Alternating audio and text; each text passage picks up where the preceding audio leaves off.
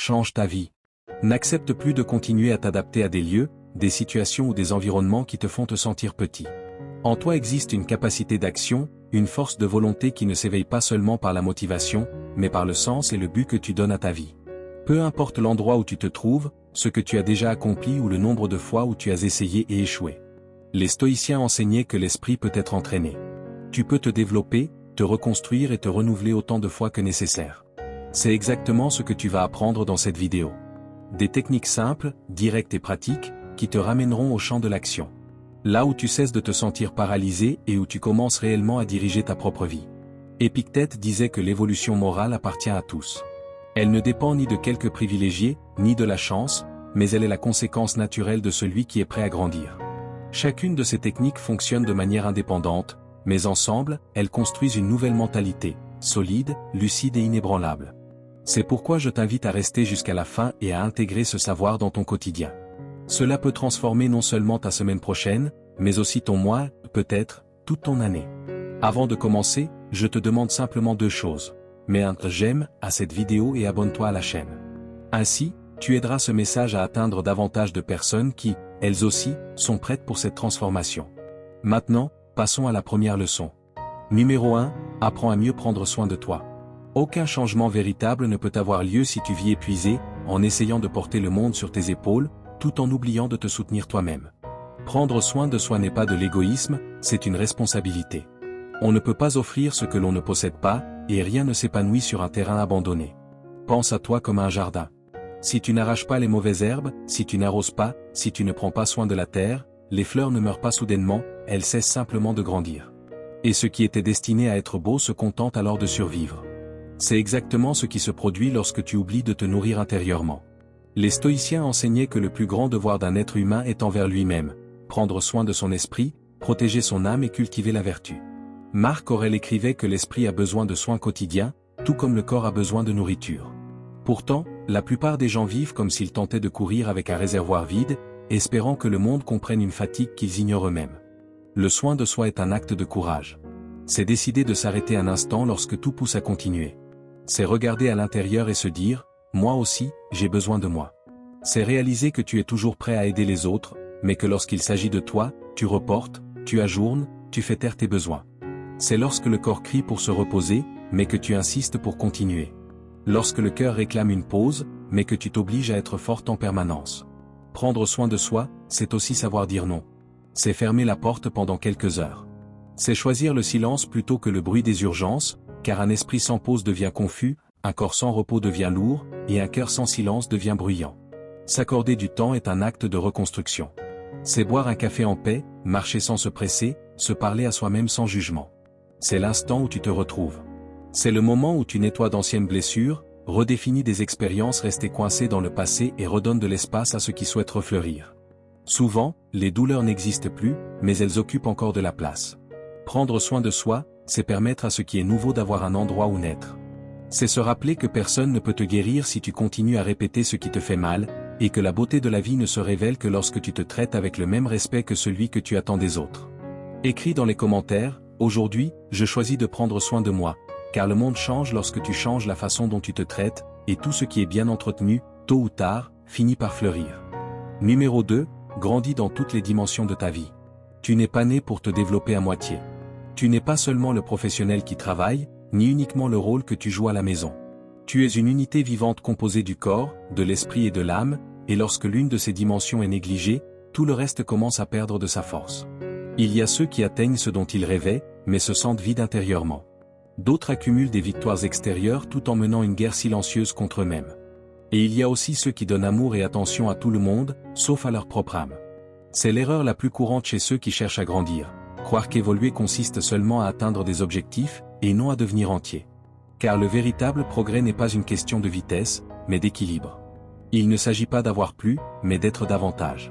Les stoïciens appelaient cela l'harmonie intérieure, cet état dans lequel chaque partie de toi coopère avec les autres, et où le mouvement de la vie s'écoule sans bruit. Marc Aurèle disait, « Ce qui n'est pas bon pour la ruche n'est pas bon pour l'abeille, car le bien d'une partie dépend toujours de la santé de l'ensemble. » Grandir dans tous les sens, c'est apprendre à aligner tes forces, et non à les sacrifier. C'est prendre soin de ton corps pour avoir de l'énergie, de ton esprit pour avoir une direction, et de ton âme pour avoir un sens. C'est comprendre qu'il n'y a aucune contradiction entre ambition et sérénité. Lorsque tu deviens quelqu'un qui recherche le succès avec une âme, et la paix avec discipline, l'harmonie commence à travers les petits choix. S'endormir avec l'esprit tranquille après une journée productive. Prendre le temps de respirer entre un accomplissement et un autre. Être reconnaissant aussi bien pour les pauses que pour les avancées.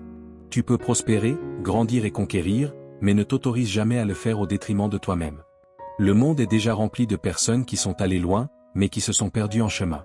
Grandir pleinement, c'est parcourir la route du succès sans cesser de ressentir, sans cesser d'aimer, sans cesser de vivre.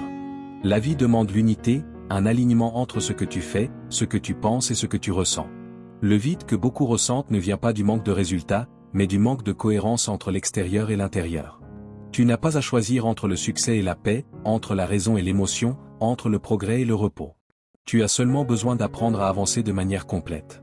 Lorsque ce que tu construis à l'extérieur reflète ce que tu cultives à l'intérieur, tout devient plus léger, plus authentique, plus vrai. Grandir dans toutes les dimensions, c'est devenir quelqu'un qui inspire par son équilibre, qui vainc sans s'endurcir, qui avance sans se perdre, qui conquiert sans cesser de ressentir. C'est comprendre que prospérer ne signifie pas courir après davantage de choses, mais devenir une meilleure version de soi dans chaque aspect de sa vie et dans tout ce que l'on entreprend. Écris dans les commentaires, je choisis de grandir pleinement, car la véritable évolution n'est pas partielle, elle est intégrale. Et lorsque toutes tes dimensions avancent ensemble, le progrès cesse d'être un effort et se transforme en plénitude. Numéro 3, maîtrise l'art d'avancer à partir de là où tu te trouves.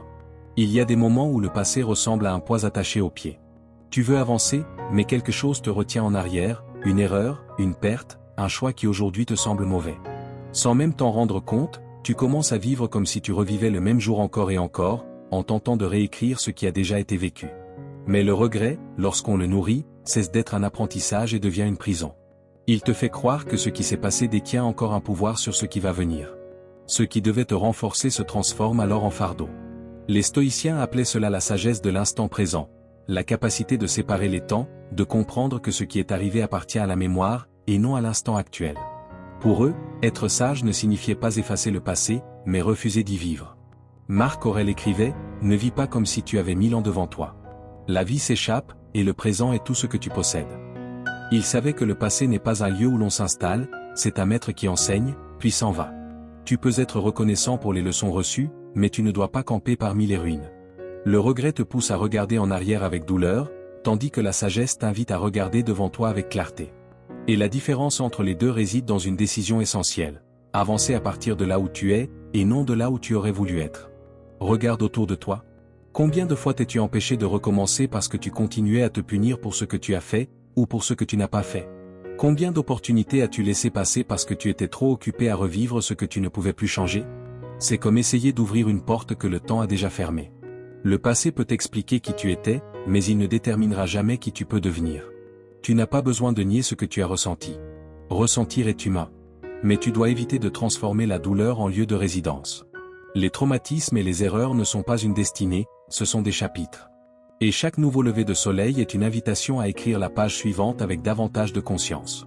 Honorer le passé ne signifie pas le répéter, mais le dépasser.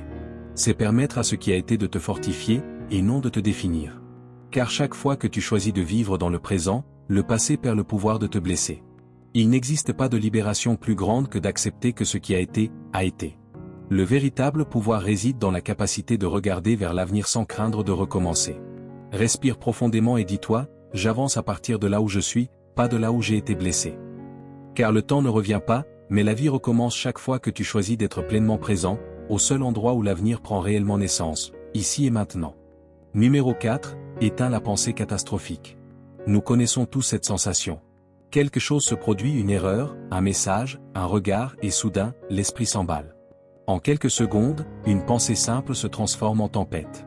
Le cœur s'accélère, le corps réagit, et tu n'es déjà plus dans le présent. Tu es piégé dans un futur imaginaire, construit à partir de peurs anciennes et d'histoires non résolues. C'est ce qu'on appelle la pensée catastrophique, ce film invisible que le cerveau projette pour te protéger, mais qui finit par te paralyser. Elle prend un souvenir, le mélange à un doute, y ajoute la peur de l'échec et crée une fiction convaincante, si convaincante que tu finis par croire qu'elle est réelle.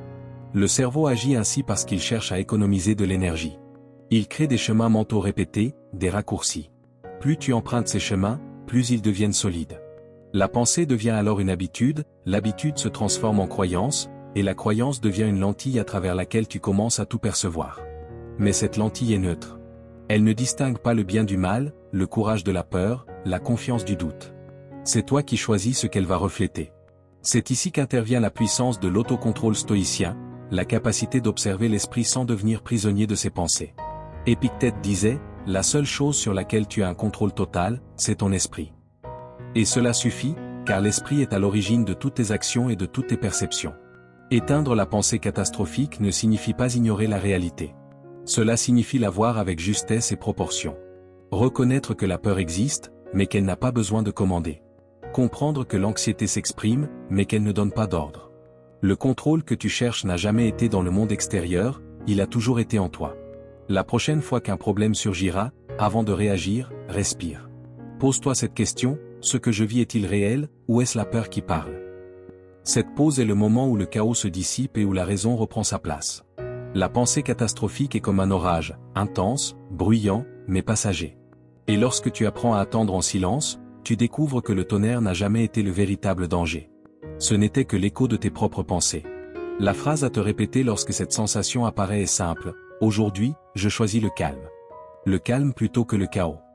Car la véritable force mentale ne consiste pas à contrôler le monde, mais à ne pas laisser le monde contrôler ce qui se passe à l'intérieur de toi. Numéro 5, pratique l'autocontrôle. Rien ne grandit là où l'esprit est instable. Tout changement véritable commence le jour où tu apprends à te diriger toi-même. Lorsque tu cesses d'être l'esclave de tes impulsions pour devenir le stratège de tes propres pensées. L'autocontrôle est ce qui sépare celui qui rêve de celui qui accomplit réellement. Vouloir changer est facile. Le plus difficile, c'est de rester ferme lorsque l'enthousiasme s'éteint, lorsque les choses prennent du temps, lorsque personne n'applaudit, lorsque le monde semble ne même pas te remarquer. C'est dans cette traversée silencieuse que l'esprit tente de te saboter et que le cœur te demande d'abandonner. C'est précisément là que l'autocontrôle se révèle comme une vertu. Les stoïciens appelaient cela la force rationnelle, la capacité d'agir guidé par la conscience, et non par l'émotion du moment. Épictète disait, aucun homme n'est libre s'il ne se maîtrise pas lui-même. Et se maîtriser est le premier pas pour conquérir quoi que ce soit d'autre. L'autocontrôle est le fondement de la constance. Sans lui, tu construis des châteaux d'enthousiasme qui s'effondrent. Sans autocontrôle, tu vis dans la réaction. Tu promets de changer, puis tu renonces à la première difficulté. Tu fais des plans et tu les abandonnes lorsque les résultats n'arrivent pas aussi vite que tu l'espérais. Tu n'échoues pas parce que tu es incapable, mais parce que tu ne maintiens pas ton attention assez longtemps pour que les graines aient le temps de fleurir. C'est ici que l'autocontrôle entre en jeu, non comme une répression, mais comme une direction. Pense à un archer. Il ne tire pas par impulsion. Il attend le bon moment. Il ajuste sa visée. Il maintient sa posture. Ce n'est pas sa force, mais sa sérénité qui garantit la précision. Il en va de même pour toi. L'autocontrôle transforme le mouvement en direction, l'effort en résultat. Se contrôler ne signifie pas faire taire ses émotions, mais les écouter avec lucidité. C'est reconnaître la colère et la transformer en action constructive, la peur en prudence, l'anxiété en concentration.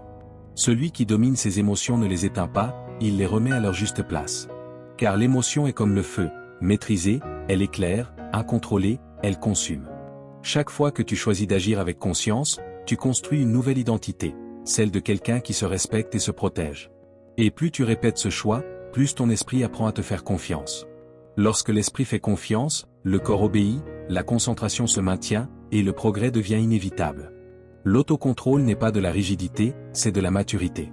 C'est comprendre que l'impulsion satisfait l'instant, mais que la discipline construit l'avenir.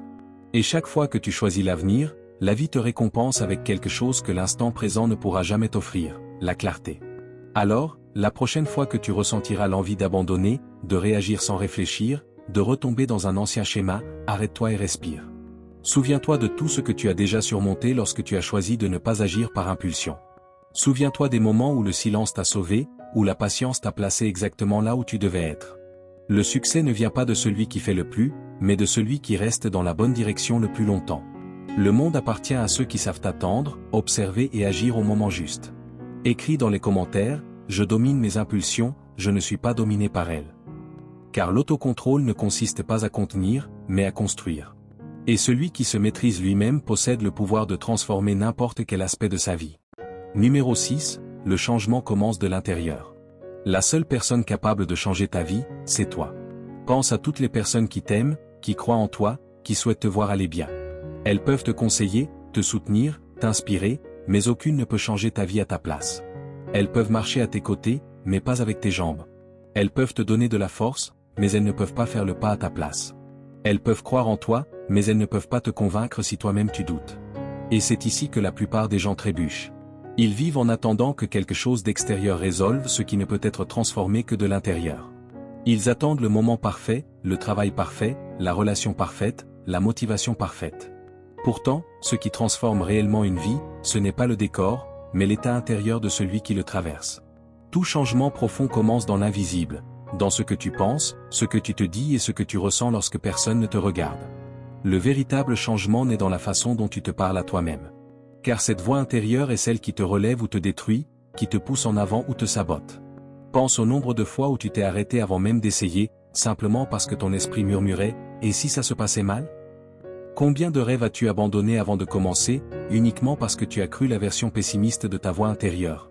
Et ce qui est le plus surprenant, c'est que, la plupart du temps, ce n'est pas l'échec qui t'a arrêté, mais la peur de l'échec, fabriquée par tes propres pensées. Tu peux avoir le meilleur plan, les meilleurs conseils, les meilleures intentions.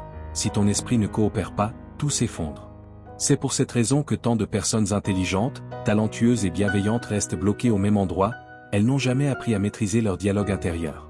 Cette voix est puissante. Elle peut être l'écho de la peur, te répétant que tu n'es pas à la hauteur. Ou elle peut être la flamme du courage, te rappelant que tu peux apprendre et avancer.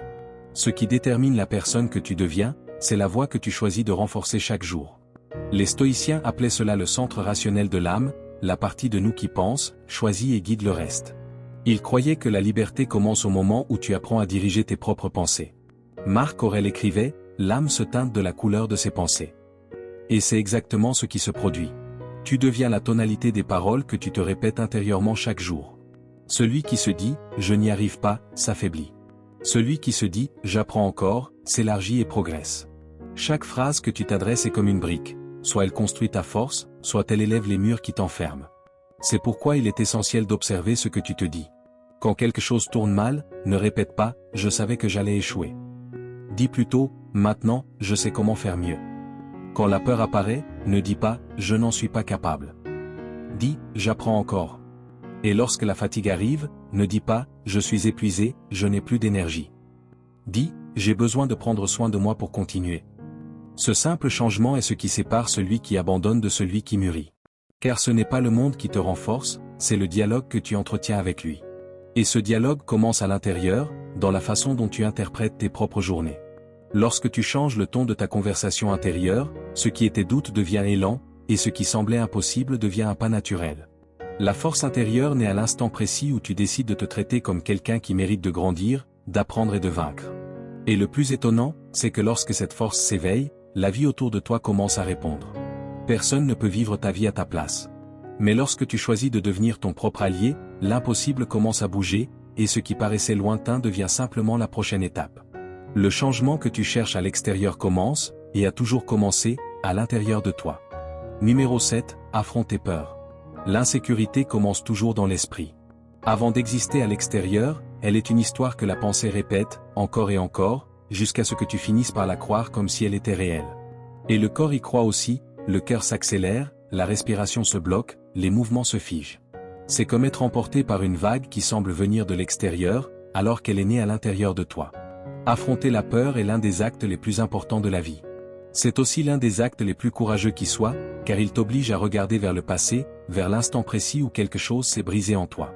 Et ce qui est le plus troublant, c'est qu'en revivant ce souvenir, la douleur ne revient pas plus petite. Elle revient intacte, parfois même plus vive. C'est pour cela que nous l'évitons. Mais le prix de la fuite est élevé. Celui qui évite la peur finit par vivre sous sa direction. Chaque fois que tu agis depuis l'insécurité, le passé devient plus fort, et la douleur aussi. La peur commence alors à prendre des décisions à ta place. Si tu as été rejeté une fois, la peur d'être rejeté à nouveau commence à écrire le scénario de ta vie. Si tu as échoué dans un projet, tu finis par croire que tu n'es pas fait pour prendre des risques. Si tu as été trahi, tu commences à douter même des bonnes intentions. Mais la peur n'est pas la réalité. Ce n'est qu'un souvenir qui a appris à se déguiser en protection. Elle ne vient pas pour te détruire. Elle vient pour tester si tu crois encore en la personne que tu étais, ou si tu es prêt à devenir quelqu'un de nouveau. Les stoïciens appelaient cela la domination de la raison sur les passions. la capacité de reconnaître la peur sans s'agenouiller devant elle. Sénèque disait, l'homme qui a peur avant que ce soit nécessaire souffre plus que nécessaire. Et c'est exactement ce que fait la peur. Elle multiplie les souffrances imaginaires et te fait vivre des défaites qui n'ont jamais eu lieu. La peur existera toujours. Mais lorsque tu l'affrontes, elle perd le pouvoir de décider à ta place. Car le courage n'est pas l'absence de peur. Le courage est la décision d'avancer malgré elle. Alors, lorsque la peur apparaît, ne lutte pas contre elle. Observe-la avec curiosité. Demande-toi, de quoi ai-je réellement peur de perdre?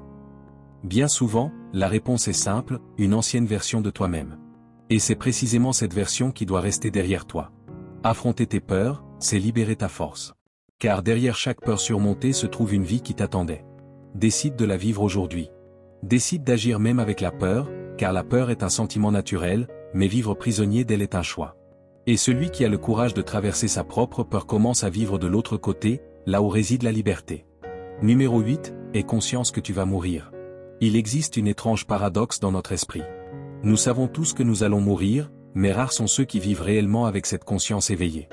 La mort est la certitude la plus ancienne de l'humanité, et pourtant elle demeure la vérité la plus oubliée.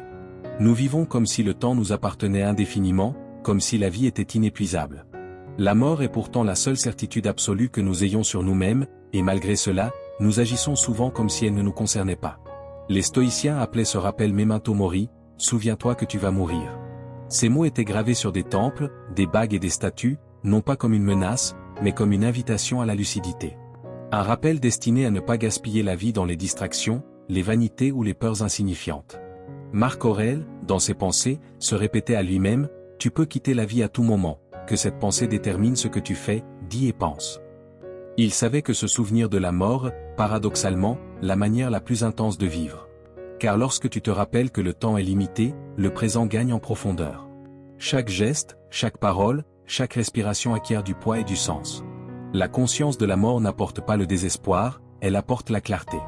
Elle t'apprend à choisir l'essentiel, à lâcher ce qui n'a pas d'importance et à valoriser ce qui est à ta portée ici et maintenant. Tu commences alors à comprendre que ce qui a réellement de la valeur n'est jamais ce que l'on accumule, mais ce que l'on vit. Réfléchis à cela, si aujourd'hui était ton dernier jour, que cesserais-tu de remettre à plus tard? Qui pardonnerais-tu? Que oserais-tu enfin commencer? Ces réponses révèlent ce qui compte vraiment, et c'est précisément là que la vie commence réellement. Les stoïciens ne craignaient pas la mort, parce qu'ils avaient appris à se réconcilier avec elle. Ils comprenaient que la vie ne se mesure pas en années, mais en présence.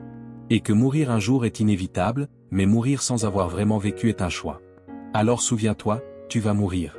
Mais jusqu'à ce jour, tu as le pouvoir de vivre comme quelqu'un qui connaît la valeur de chaque instant. Et peut-être est-ce là la véritable liberté, non pas échapper à la mort, mais vivre de telle manière qu'elle n'emporte rien d'essentiel. Écris ici en commentaire, memento mori. Car celui qui vit en se souvenant qu'il va mourir apprend le secret le plus profond des stoïciens, vivre sans peur et mourir sans regret. Numéro 9, utilise toute ta capacité. Imagine un arsenal rempli d'outils, de force et de sagesse, mais avec les portes fermées. À l'extérieur, quelqu'un lutte, fatigué, croyant qu'il n'a rien pour se défendre. Cette personne, c'est toi, chaque fois que tu oublies le pouvoir que tu portes en toi.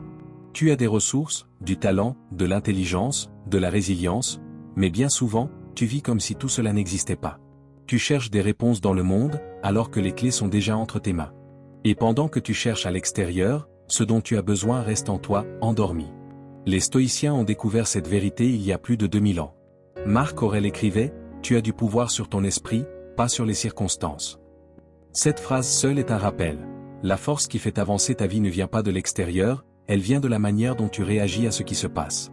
Les circonstances changent, les crises vont et viennent, mais ta capacité reste intacte, inébranlable, attendant d'être utilisée. Elle se manifeste à chaque décision lucide, à chaque réaction où tu choisis de ne pas te perdre, à chaque fois que tu te relèves quand tout te dit de t'arrêter. Lorsque tu éveilles ce pouvoir, la peur perd de sa force et le doute perd sa voix. Tu commences à vivre avec plus de concentration, plus de direction, plus de présence, parce que tu comprends enfin que tu n'as pas besoin que le monde s'organise pour agir. Il suffit d'organiser ton propre esprit. Pense à ceci, tout ce que tu as surmonté jusqu'à aujourd'hui l'a été grâce à ce qui était déjà en toi. Rien n'est venu de l'extérieur. Tout est venu de ta clarté, de ton courage, de ta capacité d'adaptation. Et si tu l'as déjà fait une fois, tu peux le refaire. La vie continuera de te mettre à l'épreuve, mais la différence, c'est que maintenant, tu sais où chercher. Tu utilises tes ressources intérieures pour transformer ton passé en arme. Ton potentiel n'est pas une promesse future, c'est un pouvoir disponible, mais il ne se manifeste que lorsque tu choisis de l'utiliser. Écris ici dans les commentaires, tout ce dont j'ai besoin, je l'ai déjà. Ne le dis pas juste pour le dire, affirme-le. Convainc-toi de cette vérité, car ta force n'a pas besoin d'être créée, elle n'a besoin que d'être réveillée. Et lorsque tu apprends à utiliser toute ta capacité, l'impossible cesse d'être une limite et devient simplement le prochain pas à franchir. Numéro 10, n'attends pas les applaudissements, change en silence. Il existe une force mystérieuse dans le silence. Tandis que beaucoup dépensent leur énergie à annoncer leur plan, celui qui décide de vraiment grandir apprend à changer en silence, avec fermeté et constance, comme une graine qui brise la terre dans l'obscurité, mais avec assez de puissance pour devenir une forêt. Nous vivons à une époque bruyante. Tout doit être montré, le progrès, la douleur, la routine, même ce qui n'est pas encore arrivé.